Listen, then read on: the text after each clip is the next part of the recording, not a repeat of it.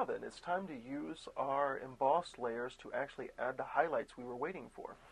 So if we look here, we can see my program's open. Let's bring up our palettes here, and as we can see, we have our shadows and our highlights. Now what we're going to do is we're going to take our our shadows layer, and we're going to switch it to, let's change this one to multiply. There we go. And now we're going to take our highlights layer. We're going to send that to linear dodge. There we go. Look at that. A lot of highlights here. Now some of this is, the highlights is a little bit much for me, so I'm going to take my opacity down just a little bit, just to give it that color we're looking for. Look at that. A lot of texture here, a lot of texture. I'm not too happy about this red. I might actually erase that out. Let's go ahead and get to my erase tool. Let's bring my size down a little bit. And let's go ahead and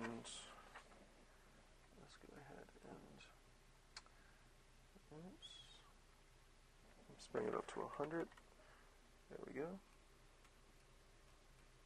Of course, it's not letting me have it. Let's go to my shadows layer.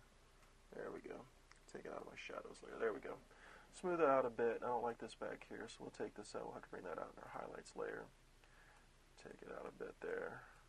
There we go. Just to play with it, just to, you know, beef up your planet a little bit. I mean, I like the little ring around here, the way it's highlighted up, so I'm going to keep that just like it is. So there we have it. There is our rock planet. And you can take this now and you can, let's go ahead and what we're going to do is we're going to go ahead and link these layers. Let's click the bottom one here, shift up to our shadows. Let's go ahead and link the layers. I think we're missing one with this one. Let's go ahead and link that one with it as well. Just go ahead and move our planet up like so. Take our planet 1 and move it down like that. So there we have it. So now then, we've completed our rock planet. Let's move on to a little bit more special effects.